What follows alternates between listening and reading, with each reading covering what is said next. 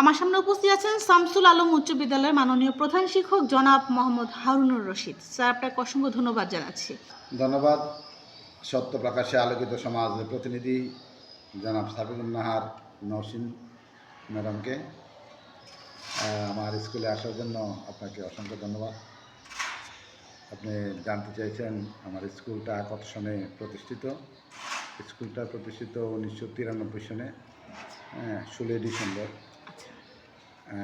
বর্তমানে আমরা 11 জন পুরুষ টিচার, মেল টিচার 3 জন এবং স্টাফ আছে 5 জন, মানে চতুর্থ শ্রেণী কর্মচারী, হ্যাঁ 5 জন আছে। ছাত্র সংখ্যা আছে 475, হ্যাঁ 75 জন ছাত্র সংখ্যা। এছাড়া আমাদের এসএসসি পরীক্ষা অনুষ্ঠিত হয়, আপনারা জানেন। এখানে আমাদের যে উপজেলা সদর অন্নদা সরকারি উচ্চ বিদ্যালয়ে আমরা প্রতি বছরই আমাদের পরীক্ষার্থীরা পরীক্ষায় অংশগ্রহণ করে, এসএসসি পরীক্ষা সেন্টার।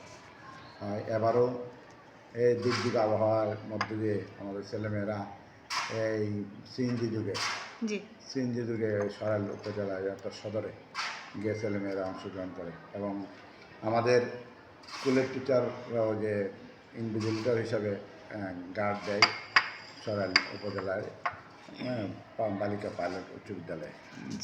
আমরা জানেন তো যে আমাদের ছাত্ররা যে ভেন্যুতে অর্থাৎ যে কেন্দ্রে পরীক্ষায় অংশগ্রহণ করে সেই কেন্দ্রে আমাদের টিচারদের ইনভিজিলেটর দেওয়া হয় না।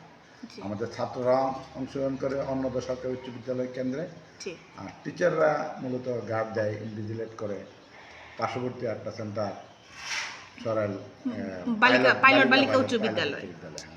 এবার পরীক্ষার্থীর অংশগ্রহণ 35 জন, 35 মধ্যে মানে 3 বিভাগে কোন বিভাগ আছে?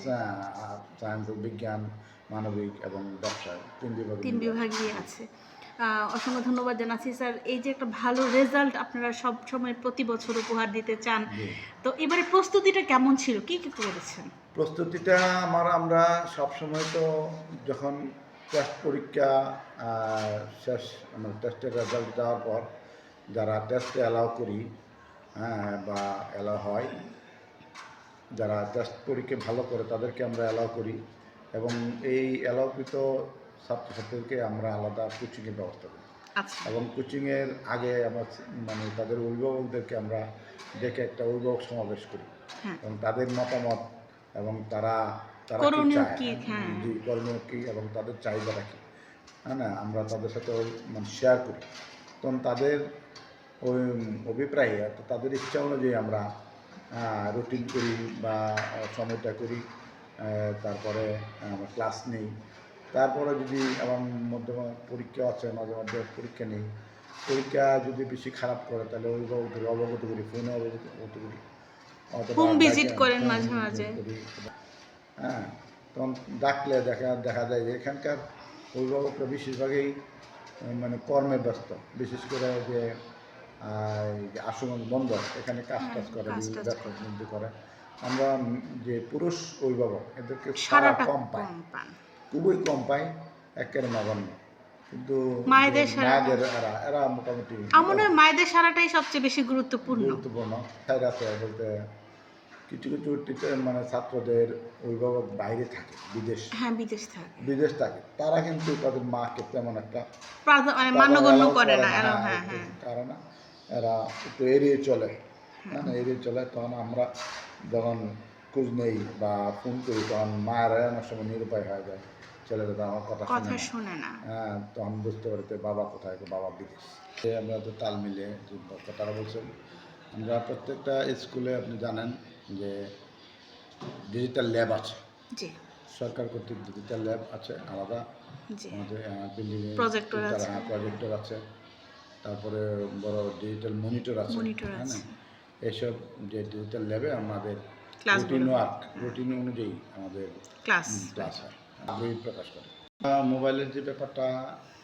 মোবাইলের ব্যাপারটা আমরা অলরেডি একদম নিষেধ দিয়ে দিচ্ছি এবং অ্যাসেম্বলিতেও আমরা খোঁজ নেই, অ্যাসেম্বলিতে বলে দিই আমার কোনো ছেলেমেয়েরা মোবাইল নিয়ে আসে না স্কুলে, মোবাইল একেবারে নিষেধ। কিন্তু এটা শুধু প্রতিষ্ঠান একা পারবে না, এটাকে পরিবার, পরিবার, সমাজ প্রত্যেকেই সাহায্য করতে হবে এই মোবাইল থেকে দূরে থাকার জন্য। কারিকুলাম অ্যাক্টিভিটিস আমরা দেখছেন আমাদের স্কুলে বিশাল মাঠ আছে, জি আমরা কো কারিকুলাম অ্যাক্টিভিটিস ছেলেমেয়েরা প্র্যাকটিস করে সবসময় এবং উপজেলাতে ভালো করে, উপজেলাতে আমরা সবসময় অংশগ্রহণ করি এবং ভালো এই যে দেখেন এই যে উপজেলার মাধ্যম থেকে আমাদের এই এবং আমরা জেলাতে অংশগ্রহণ করি, হ্যাঁ না, ছেলেমেয়েরা অংশগ্রহণ করছি এবং জাতীয়ভাবে একবার হ্যাঁ আমরা একটা মেয়ে অংশগ্রহণ করেছি। টিজিং বাল্য বিবাহ তিনিতেই তো সমাজের ক্ষতিকর দিক করি না এবং মাদক টিজিং এবং বাল্য বিবাহের আলাদা কমিটি আছে, আমাদের দায়িত্ব দেওয়া আছে।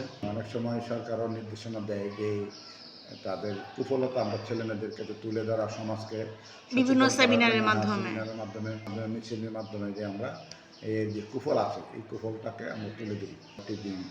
মাদক শেষ দিন পর্যন্ত স্বপ্নটা এটাই থাকে, দেখেন আমি যা করে গেছি, একটা কথা আছে যে এসেছে শিশু, এসেছে নতুন শিশু, হ্যাঁ দিতে হবে স্থান, ছেড়ে দিতে হবে স্থান, একটা কবিতা আছে যে আমি আমার পরে যিনি আসবেন তাকে আমি কি দিয়ে যাব, এটা আমি স্বপ্ন আমি পেলাম কি, এটা আমার দেখার বিষয় না।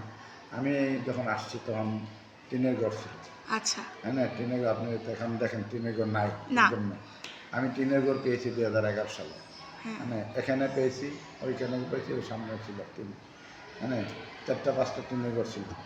এই টিনের ঘর থেকে এখন রেল মানে 4তলা বিল্ডিং, এখানে 3তলা বিল্ডিং, ওইখানে আবার একতলা বিল্ডিং হয়েছে।